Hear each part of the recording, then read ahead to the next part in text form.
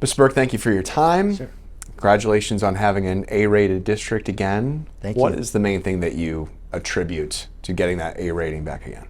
It was a lot of hard work by our students, our teachers, our school administrators, support staff. Everyone kind of focused, and we were coming off a baseline year where we went to a new standards, new testing platform. So we learned a lot from 2 years ago, and that helped us have a more successful school year last year. What did you learn? Well, we learned how to focus in on things where kids were.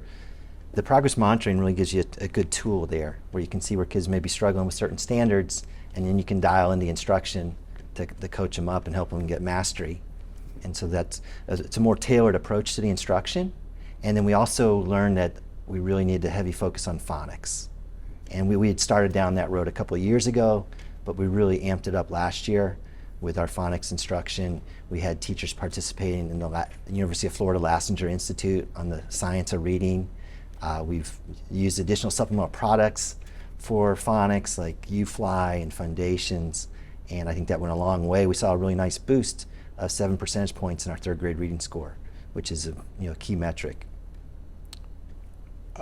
Were you pleased with the number of kids that wound up having to be retained, though, after this first year of the FAST test counting to that? Well, retention is a last resort. I'm never pleased with seeing a student that has to be retained, but that's the state law. So we work really hard to try to avoid it, and we have students that went to summer school and they're working on their portfolios trying to move up to fourth grade, but unfortunately, yes, you are going to have some students that have to repeat third grade. Overall, do you feel like the FAST tests were successful last year? Yes, I think we had a really strong year. We had tremendous growth. We increased proficiency levels. We retained, we got our A rating, and there's still plenty of work to be done. Like, we have high academic goals for all of our students, so we're going to keep working on it. But I feel like coming off of last school year, we have a lot of positive momentum. We know what needs to be done, and we just got to keep at it. Did you use all of the ESSER funds? Yes, we spent it all.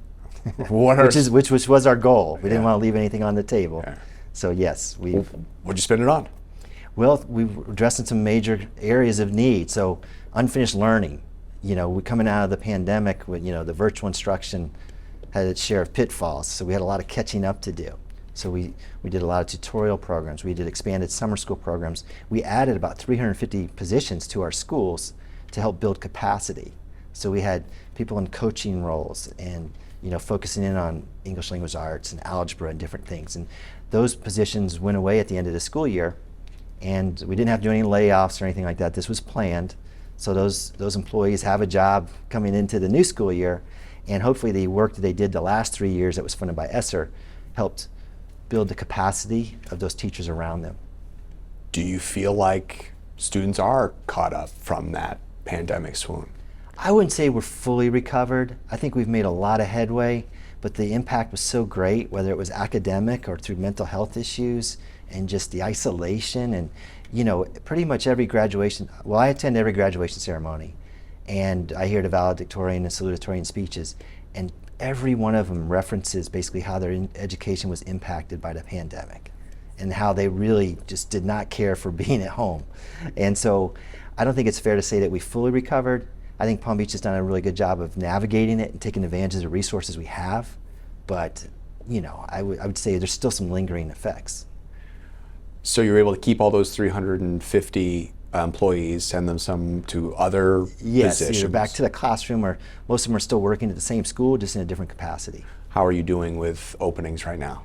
We're doing really well. Our vacancy rate's at 2.2%, which is historically low. This time last year we were at 3.3%. If you go back 2 years, we were about 4%. So our HR team has done a wonderful job of recruiting and getting us staffed up and ready to go for a new school year.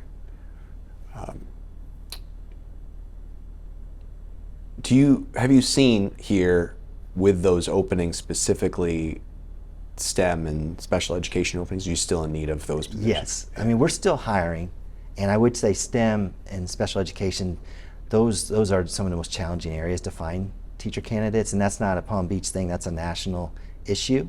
So we've worked hard, we've gotten creative, we recruit heavily, recruit internationally. Now we have over 200 teachers from overseas. And we're also starting to grow our own teachers. So we have a new associate teacher program where employees that are already in the school district that have that 2-year degree, we're helping them to get their 4-year degree and become a teacher, and removing some of the barriers that may have stopped them in the past, like having to do an unpaid student teaching internship. We've removed that. They can now continue to get paid and work towards their degree. So we're addressing it from a variety of angles, and it is a challenge, nationwide. But if you look at Palm Beach, we're in pretty good shape. Another year of this school voucher program. Are you expecting more kids and families to choose homeschooling, pod schooling, and other options other than the school district? Yeah, I mean, there's full-scale choice, right? And what I'm really proud of is that our district schools have continued to grow. So we grew about 1,000 students last year. We expect another new 1,000 students this school year. So that tells me we're holding our own in terms of market share. But it reminds me that we have to be competitive, and we have to live up to our motto to be your best choice. And so that's where my focus is. I can't really control the competition, but I can make sure that what we offer in our schools is the best choice for families in Palm Beach County, and promote that and make sure we're offering the programs that families value.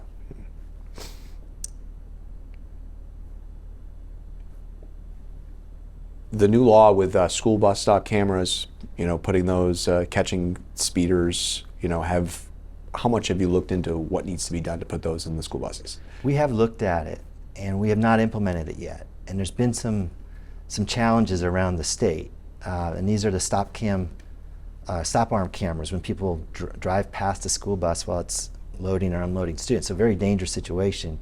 At this point, though, the technologies has been rolled out in some other counties. I've seen some issues where there's like false positives, where people are getting tickets when they're saying it's a mistake. They did stop for the bus.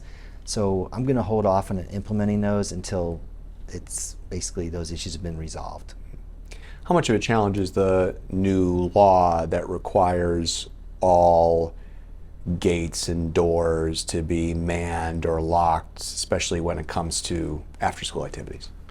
Yes, so that was a big area of focus this summer, and we brought all our principals in and assistant principals about 2 weeks ago, and that was at the top of our agenda, making sure we're compliant with House Bill 1473, which now extends that requirement to have doors and gates locked is whenever students are on campus. So it's not just during the school day, which does create some challenges, because if you think about a high school campus after school, you've got the band practicing, the football team, you name it, cheerleaders, and so it is layered on some additional requirements for us to be really mindful of keeping those gates locked or manned. And so we're intent on complying with the law. It may lead to some inconveniences because we're going to have these gates locked at certain times and all that. So we have a plan in place. We've worked closely with Chief Mooney, who heads our school police department, and so I think we're in a good spot. But definitely, that is, security, as I'm reminded by Chief Mooney, is you're never finished. You just keep adding additional layers of security, and this is one more layer that's been, made law by the legislature. Because they can't be manned. That would be just too many people at all of these gates. Yeah, there's limited staff, so we got to be smart about it. But it also, applies to the teacher in a classroom. We got to make sure we're, forcing that with our teachers, that they've got to keep that door locked when kids are present. And now, even by law, they're subject to progressive discipline should they, fail to comply with the law. How big of an issue is vaping in the schools? Vaping is an epidemic. It's a big issue with young people across the country. It's something we're working on to raise awareness, because I don't think people always understand how dangerous vaping is. There's a lot of contaminants that you're breathing into your lungs. I think there's a misconception that vaping somehow safer than smoking a cigarette, but what we're finding is really it's harmful. And so we're raising awareness. We're putting posters in our schools. We work with the American Heart Association, try to get that message out. And then we're also beginning to pilot vaping detectors that we put in our restrooms that will signal to school administrators when someone is vaping on campus. So that's just really kind of in its infancy, but that is something that could be coming, and it would be made possible because our district was the bellwether plaintiff in the lawsuit against Juul.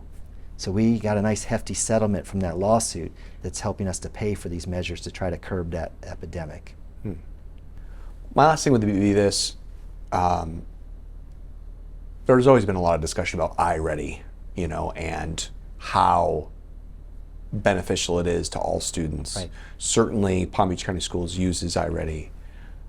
What do you do to ensure that teachers and students are using iReady the way that it is meant to be used?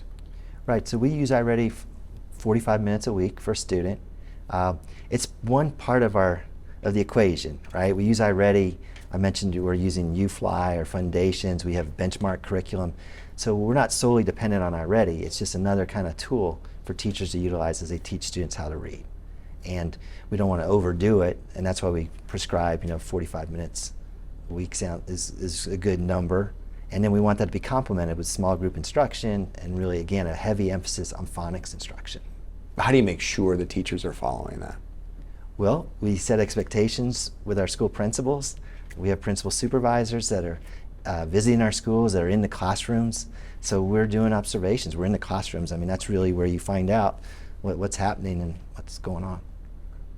And then there's also a technology aspect to it that, with IT and the capabilities that we have, you can also see how people are accessing these systems. Mr. Burke, thank you so much All for your right. time. Have a great first day. You too. All right. Thank you. Thank you.